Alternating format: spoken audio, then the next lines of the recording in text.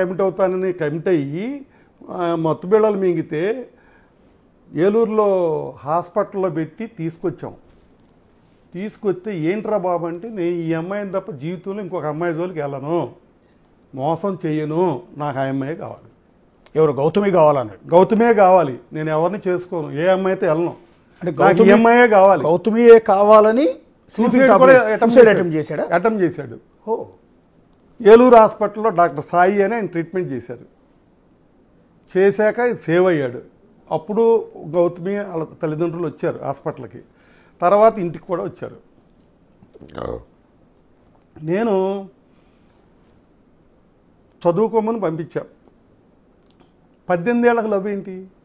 Very first year అయ్యిందో అవ్వలేదో వీడికి love అన్నాడు. ఇప్పుడు ఆ పాపకు కూడా అంతకుముందు లవ్ అఫైర్ ఉంది.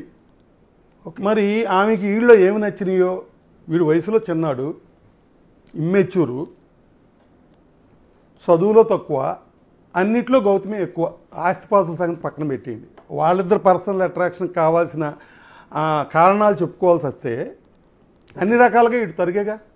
వయసులో చిన్నాడు వీడు, జూనియర్, నీకన్నా చదువు తక్కువ, కానీ యాక్టివ్ పర్సన్. ఆ రోజుల్లోనే కాలేజీలో చంద్రబాబు నాయుడు గారు బ్యానర్లు కట్టడం, టీడీపీ అని తిరగడం, కాలేజీలో మందలించారండి పొలిటికల్ బ్యానర్స్ అవి కట్టొద్దని. ఓకే.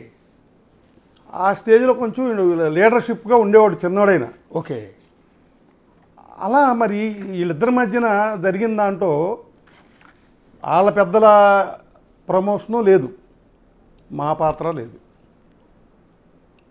ఆ కుటుంబానికి ఏం తెలియదు వీళ్ళు లవ్ చేసుకున్నట్టు, మా కుటుంబానికి తెలియదు. లవ్ చేసుకున్నారు అన్నారు, తెలిసింది. వీళ్ళిద్దరూ కలిసి మా చుట్టాలింటికి వెళ్ళి అక్కడ పట్టుబడ్డారు. వాళ్ళు అబ్జెక్ట్ చేశారు, ఒక గదిలో వీళ్ళు ఉండి చేయటం. మా కంప్లైంట్ చేశారు. అప్పుడు మాకు తెలిసింది. ఏంటని అడిగితే కరెక్టే, ఆ అమ్మాయిలో మన ఇష్టపడుతున్నాను, ఆ అమ్మాయిని అదేంట్రా నేను చదువుకోమని పంపించాం, చదువు అవని, చదువు లేకుండా చదువు పూర్తి చేయకుండా లవ్ ఏంటి అని ఇన్ని కోపడ్డాం. సరే చదువు పూర్తి చేశారు. మళ్ళీ ప్రపోజల్ తీసుకొస్తే నేను దాన్ని పోస్ట్పోన్ చేయడానికి ఏం చేయాలో అర్థం కాక, అయ్యా నీకన్నా 6 ఏళ్ళు పెద్దది అక్క పెళ్ళి అయ్యాక నీ పెళ్లి చేస్తామని మా అయ్యంకుడు గారికి కూడా అదే చెప్పాం.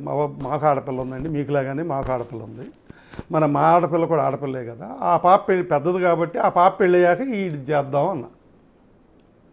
అలా ఏదో పోస్ట్పోన్ చేసుకుంటూ వస్తే వీళ్ళు ఏమన్నా గ్యాప్ వస్తుంది. ఇది అట్రాక్షనా, లవ్వా, లేకపోతే ఏంటి వీళ్ళ మధ్యలో ఉందో మాకు తెలియదు కదా. మరి ఆ అమ్మాయి ఈ అమ్మాయి మరి ఈయన ఎందుకు ఇష్టపడింది అనేది కూడా నాకు తెలియదు కదా. ఏమండి, మళ్ళీ వాయిదా వేసాం. వీడు సినిమాటోగ్రఫీ ట్రైనింగ్కి వెళ్ళాడు, ఆ అమ్మాయి MBA చదివింది. ఖాళీగా ఉండకుండా ఇద్దరు ఏదో చదువుకున్నారు. ఆ గ్యాప్లో మళ్ళీ ప్రపోజల్ వచ్చింది అయ్యాక. అమ్మ ఆ పాపను పిలిచి, అమ్మ ఒకసారి ఆలోచించు, వీడు సినిమాలు అంటున్నాడు, సినిమాల్లో యాక్ట్ చేస్తానంటున్నాడు. నేను 1980లోనే ప్రొడ్యూసర్ని, 1980లోనే ఒక పెద్ద డిస్ట్రిబ్యూటర్ని. ఆంధ్రప్రదేశ్లో ఫేమస్ అయిన అన్నపూర్ణ పిక్చర్స్ అనే సంస్థకి నేను బాస్ని. No partners. Okay. Annapurna Babu అంటే నేనే, అన్నపూర్ణ పిక్చర్స్ బాబు అంటే నేనే. ఓకే. ఎప్పుడు ఇది? 1980లో. ఓకే. సినిమా గురించో సినిమాలు తీసాను నేను 5 సినిమాలు. నా లాస్ట్ సినిమా పుణ్య దంపతులు 1987లో రిలీజ్ అయింది. మీరే ప్రొడ్యూసర్? అప్పుడు నేనే ప్రొడ్యూసర్ని. అప్పుడు స్లంప్ వచ్చింది, సినిమా స్లంపు. ప్రెసిడెంట్ గారు అబ్బాయి ఇది ఒకే రోజు రిలీజు. 2 సినిమాలు బాగున్నాయి అన్నారు కానీ జనం రాలంటే ఆ టైం అది మన కరోనా లాగా ఫిలిం కరోనా వచ్చింది అప్పుడు. ఓకే. మొత్తం స్టూడియో నుంచి మీకు కూడా సినిమా ఇండస్ట్రీతో చాలా దగ్గర సంబంధం ఉంది. మీరు ప్రొడ్యూసరు, డిస్ట్రిబ్యూటరు. 1964లో మా సొంత సినిమాలు ఉంది. ఓకే. 1900 సొంత థియేటర్ ఉందండి. సొంత థియేటర్ ఉంది 64లో హనుమాన్ జంక్షన్లో. సోమా రాజేంద్ర ప్రసాద్ గారిని స్టేట్లో పెద్ద ఫెమిలియర్. ఆయన సొంత మాంగారు, మా నాన్నగారు పార్ట్నర్స్. ఓకే. ఓకే. ఎప్పుడు ఇది? 60లో. 59లో ఇప్పటికీ మా దగ్గర దాసి ఉంది బుల్లెట్. ఆ రోజుల్లో సైకిల్ ఉంటే గొప్ప. 1959లో మా ఫాదర్ బుల్లెట్ ఉంది, ఇప్పటికీ ఉంది అది దాసి. ఓకే. ఎగ్జిబిషన్గా పెట్టాం. ఓకే. మేము తింటాక లేని వాళ్ళం, ఆ రేకుల షెడ్డు, బాత్రూమ్ లేదు, అడుక్కు తినే బ్యాచ్. నా పెళ్ళి అయ్యాక వాళ్ళు ఇల్లు కట్టుకున్నారు, డూప్లెక్స్ వేసుకున్నారు, మా డబ్బులు తీసుకెళ్ళి. వాళ్ళు ఈ మధ్య బాగున్నారు. 5 ఏళ్ళు వాళ్ళకి అన్నం లేకపోతే పై ఖర్చులు బియ్యం ఇచ్చినట్టు చెప్పింది ఆమె మీడియా. ఎగ్జాక్ట్లీ చెప్పిందాను. 5 ఏళ్ళు నేనే పోషించాను. పెళ్లి కాక ముందు వరకు వాళ్ళపై ఫైనాన్షియల్ పొజిషన్ ఏంటి అని చాలా ఇంటర్వ్యూలో చెప్పింది కదా. మేము అడుగు తినేవాళ్ళమని, మాకు 5 ఏళ్ళు ఆమె పోషించినట్టు కూడా చెప్పింది. మాకు రేకుల షెడ్ అని, బాత్రూమ్ లేదని, పీరియడ్స్లో ఉండి నేను బాత్రూమ్కి వెళ్దామంటే బాత్రూమ్ లేదని చెప్పింది. 1998లో ప్లాన్ అప్రూవల్ ఇచ్చిన బిల్డింగ్ మాది. అథారిటీగా ఇప్పుడు మీ ముందు మాట్లాడేటప్పుడు ఏదైనా ప్రూఫ్తో చెప్దాం అనుకుంటున్నాను. అవునండి. పంచాయతీ అప్రూవల్, బిల్డింగ్ అప్రూవల్ 1998లో అయింది. 98లో ఆమె వయసు ఎంతో నాకు తెలియదు. ఆ రోజుల్లో ఒక బిల్డింగ్ మా అత్తగారిది, అది నాది కాదు. మా నాన్నగారు మేము పెరిగిన మేడ మా తమ్ముడికి ఇచ్చారు. చిన్నప్పటి నుంచి 60లో కట్టిన మేడ మా తమ్ముడికి ఇచ్చారు భాగాల్లో. సో నేను బయటకు వచ్చి మా అత్తగారి కాంపౌండ్లోకి వచ్చా. అప్పటికప్పుడు ఇల్లు కట్టలేం కదా సడన్గా. సో ఆల్రెడీ ఎగ్జిస్టింగ్ హౌస్ ఉంది కాబట్టి అక్కడికి వచ్చి అక్కడ ఉన్న వాళ్ళతో పాటు. ఆ సంత నాది కాదు, ఆ వ్యాపారం నాది కాదు. మా మామగారు బతికున్నారు, ఆయన పేరే లైసెన్స్ ఉంది. 70 ఏళ్ళు అయింది ఆ సంత పెట్టి.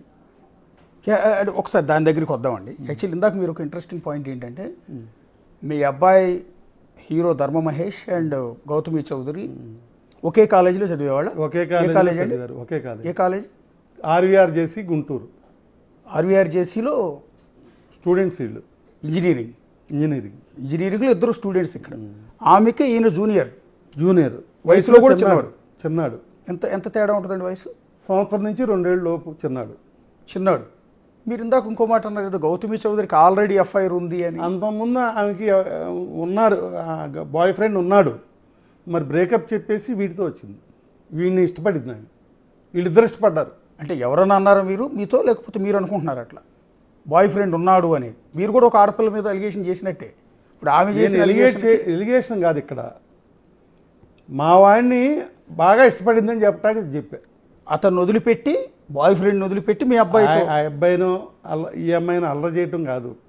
నేనేమి వేరే చేశారు అంటలా. ఇప్పుడు నేను మిమ్మల్ని కాసేపు ఇష్టపడవచ్చు, మీకన్నా బెస్ట్ ఫ్రెండ్ ఆయన తగిలితే ఆయన ఇష్టపడవచ్చు.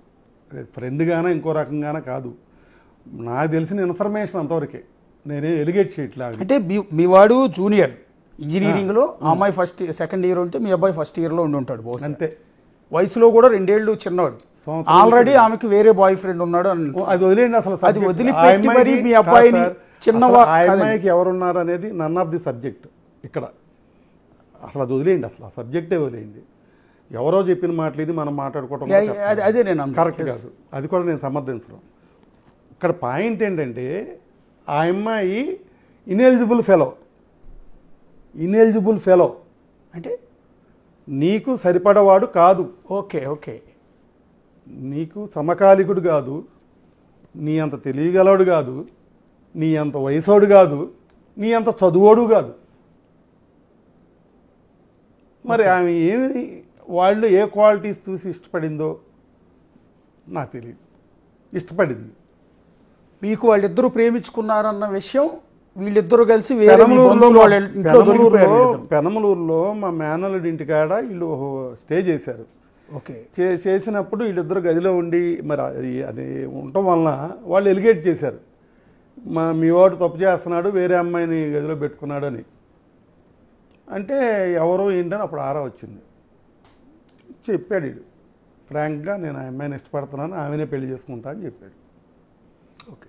అప్పుడే పెళ్ళి ఏంటయా, నీకు నిండా 18 ఏళ్ళు నిండలేదు, ఫస్ట్ ఇయర్ చదువుతున్నావు, ఇప్పుడు మేము లవ్ ఏంటి? నేను చదువుకోమని పంపాము, చదువుకో ఫస్ట్, తర్వాత చదువయ్యాక ఆలోచిద్దాం అని చెప్పి. ఓకే. అప్పుడే సూసైడ్ అటెంప్ట్ చేశాడా? అప్పుడు కాదు సూసైడ్. ఓకే. నేను దాదాపు 5-6 ఏళ్ళు ఈ సంబంధం వద్దని అపోజ్ చేసి ఆపా. ఓకే. ఆపితే చెప్పా కదా ఇందాక, ఆ పాప చదువుకుంది, ఈడు ఫోటోగ్రఫీకి వెళ్ళాడు వైజాగ్ సత్యానంద్ సార్ దగ్గరికి. ఓకే. అయిపోయింది. ఆయన రికమెండ్ చేసి ఏదో సినిమాల్లో కూడా రికమెండ్ చేశారు. సినిమా ఆఫర్లో వస్తున్నాయి. ఓకే. అప్పుడు వచ్చారు 3 ఏళ్ళ తర్వాత మళ్ళీ అంటే చదువు అయిపోయినప్పుడు అడిగితేనేమో అలా చెప్పాం కదా, చదువు అయిపోయాక 3 ఏళ్ళ తర్వాత ప్రపోజల్ వస్తే కూడా మళ్ళీ పోస్ట్పోన్ చేశా, వద్దనే మీరు? వద్దని. ఓకే. అది మర్యాదకరమైన సమాధానం చెప్పాలి కాబట్టి నేనేం చెప్పానంటే, మా అమ్మాయి కూడా ఉంది, మా అమ్మాయి పెళ్ళయ్యాక, అది పెద్దది 6 ఏళ్ళు, ఆమె పెళ్ళయ్యాక నేను వీళ్ళ పెళ్లి చేస్తానని చెప్పాను మా అయ్యంకుడు గారికి కానీ పాపకు కానీ. మళ్ళీ పాపం దాంట్లో వాళ్ళు ఏం తగాదా పడలేదు, సరే అట్లాగే కానివ్వండి అన్నారు. మళ్ళీ 3 ఏళ్ళు గడిచింది, నేను మ్యారేజ్, ఆ పాప పెళ్ళి అవ్వాల, నేను మ్యారేజ్ సంగతి ఎత్తాను. వీడు తరచూ ఆ అమ్మాయి దగ్గరికి వెళ్ళటం, వాళ్ళ ఊరు వాళ్ళ ఇంటికి వెళ్ళటం రావటం, వీళ్ళు కలవటం అనేది మాత్రం మానలా. నేనేమనుకున్నానంటే వీళ్ళు గ్యాప్ వస్తే విడిపోతారు అనుకున్నా, కానీ స్ట్రాంగ్ అయ్యారు. ఓకే. అటాచ్మెంట్లో స్ట్రాంగ్ అయ్యారు. అయ్యి మళ్ళీ ప్రపోజల్ పెట్టారు. పెడితే నేను మా వాడికి చెప్పా, వద్దు మనకొద్దు, నాకు కరెక్ట్ అనిపించలేదు, ఆల్రెడీ అక్కయ్య గారు అమ్మాయి ఉంది కదా, మాట్లాడాము, నువ్వు ఆ అమ్మాయిని చేసుకో, లేదా అమ్మాయి కదంటే పోనీ ఇంకొక అమ్మాయో లేదా ఆగు, అసలు సినిమాల్లో యాక్ట్ చేస్తానంటున్నావు కొన్నాళ్ళు ఆగు, ఆ అమ్మాయి వద్దంటే, ఇది మేము చూసిన సంబంధం వద్దంటే ఆగమన్నాం. కాదు నేను గౌతమినే చేసుకుంటాను అన్నాడు. నేను మాట ఇచ్చాను, నేను మోసం చేయను, ఆమె నా లైఫ్ పార్ట్నర్, నేను వేరే వాడిని ఊహించుకోలేకపోతున్నాను. వాళ్ళు తీసుకెళ్ళి బతిమలారు మా సిస్టర్ వాళ్ళు, కాలేజీలో ఏదో జరుగుతూ ఉంటాయ్యా, రియల్ లైఫ్కి వచ్చేపాటికి రియల్గా ఉండాలి, నువ్వు కుటుంబాలు ఇవి, కుటుంబ బరువులు కుటుంబాలు ఉన్నాయి, ఇక్కడ కుటుంబాలు కలవాలి కాబట్టి మనం నువ్వు కూడా చేసుకో అని చెప్పారు. వీడిని తీసుకెళ్ళి 6 రోజులకు వాళ్ళు క్లాస్ తీసుకున్న చివరికి 6వ రోజు కోడీడు, నేను ఆ అమ్మాయిని మోసం చేయను, నేను మాట ఇచ్చాను, నేను ఆ అమ్మాయినే చేసుకుంటా గౌతమిని అని చెప్పి వచ్చేసాడు. ఓకే. వచ్చేసి మా దగ్గర ప్రపోజల్ పెట్టాడు. నేను అసలు ఏమి ఎరగనట్టుగా వెళ్ళిపోతున్నా. గమనించాడు, ఈడు ఆ అమ్మాయి ఏం మాట్లాడుకున్నారో లేకపోతే ఏం ఆలోచనలు చేశారో నాకైతే ఏం తెలియదు, కానీ స్లీపింగ్ పిల్స్ మింగాడు. ఓకే. నేను లేగట్లా, ఒక రోజంతా అయిపోయింది లేగట్లా. ఏంటని చూస్తే వీడు స్పృహలో లేడు. సిరి హాస్పిటల్ ఏలూరు అని డాక్టర్ సాయి గారి దగ్గర ఇతను అడ్మిట్ చేసాం. అడ్మిట్ చేస్తే ఒక 4-5 రోజుల తర్వాత నార్మల్ అయ్యాడు. ఇంటికి తీసుకొచ్చాం, వాళ్ళు వచ్చారు చూడటానికి ఈ అబ్బాయిని, మా ఇంటికి కూడా వచ్చారు. ఏమండి వాళ్ళిద్దరూ ఇష్టపడ్డారు, దాంట్లో మా పాత్ర ఏం లేదు కదా, అట్లా మీ పాత్ర లేదు, ఇష్టపడ్డారు కాబట్టి పెళ్లి చేద్దాం అనుకుంటున్నామని వాళ్ళ పేరెంట్స్ అన్నారు. నేను ఇంతకుముందు చెప్పిన సమాధానం చెప్పలేకపోయా వాయిదాకి, ఎందుకంటే ఇటు క్లియర్గా చెప్పేస్తున్నాడుగా, అసలు ఆ అమ్మాయి లేకపోతే నేను బతకనని చెప్తున్నాడు. ఇక నేనేం చేయను, అల్టిమేట్గా నాకేమో ఇష్టం లేకపోయినా కూడా పెళ్లి ఒప్పుకోవాల్సి వచ్చింది. అంటే సేమ్ కమ్యూనిటీ అండి మీరు వాళ్ళు? మా ఈయంకుడు గారు చౌదరీస్ అండి. ఓకే. మా మిస్సెస్ చెప్పాలంటే జమీందారులు. ఓకే. బ్రిటిష్ వాళ్ళ టైంలో 1947కు ముందే బస్సులు నడిపారు ఎవరు, మా మామగారు ఫ్యామిలీ. ఓకే. ఎర్రంకయ్య గారు, అయినంపూడి ఎర్రంకయ్య గారు అంటే విజయవాడ నిర్మాణూరు వాళ్ళది ఫేమస్ జమీందారులు వాళ్ళు, 100 ఎకరాల పొలం, ఆస్తులు బెదవాళ్ళు. బస్సులు అంటే ఏం బస్సులు అనుకుంటున్నారు, పొగ బస్సులు, బొగ్గేస్తే నడిచే బస్సులు, బొగ్గేస్తే నడుస్తాయి ఆ బస్సులు, దానికి మెడ్రాస్ మెకానిక్ రావాలి. ఆ రోజులు మనుషులు వాళ్ళు, ఆ ఫ్యామిలీ. కేసినేని కాకాని కూడా ఇప్పుడు బస్సులు ఉన్నారు కాదు సార్, కేసినేని కాకాని బోగాని ఈ కమ్మోరంతా ఈ మధ్య సంగతి సార్. మా వైఫ్ వాళ్ళ ఫ్యామిలీ 1947కే వాళ్ళు బాగా అడ్వాన్స్డ్ ఫ్యామిలీ, బస్సులు కొని తిప్పే ఫ్యామిలీ, కాంట్రాక్టులు చేసే ఫ్యామిలీ, ఆ రోజుల్లో కాంట్రాక్ట్స్. సో నేను ఆ లెక్క వస్తే నేను చిన్నకమ్మండి. మాది కాకాని వెంకటరత్నం గారి ఫ్యామిలీ. కాకాని వెంకటరత్నం గారు కొన్ని లక్షల మందికి ఉద్యోగాలు ఇచ్చినా ₹1 తీసుకోలేదు. ఆయనకున్న 4 ఎకరాల ఆస్తి చివరిదాకా. వెంకటరత్నం గారు మినిస్టర్ చేసినా ఏం చేసినా ఆస్తిపరుడు కాదు, డబ్బు సంపాదించారు. కానీ సార్ ఇప్పుడు మీరు చెప్తున్న దాని ప్రకారం ఇంత పెద్ద ఫ్యామిలీ బ్యాక్గ్రౌండ్ ఉంది మీకు. మీరు చెప్తున్న దాని ప్రకారం 80sలోనే మీరు సినిమాలు తీశారు. కాదు సార్, 1960లోనే సినిమా హాల్ ఉంది. సినిమా హాల్ 78లో 2వ సినిమాలు కట్టారు. సినిమా హాల్ అదే ఊర్లో 2వ సినిమా. 80sలో సినిమాలు కూడా తీశారు. 5 సినిమాలకు ప్రొడ్యూసర్ మీరు, అన్నపూర్ణ పిక్చర్స్ డిస్ట్రిబ్యూటర్ 1000 సినిమాల పైన ఉండే నా దగ్గర. ఎన్టీ రామారావు సినిమాలు ఎన్ని ఉన్నాయో అన్నీ నా దగ్గరే ఉండే. ఇంత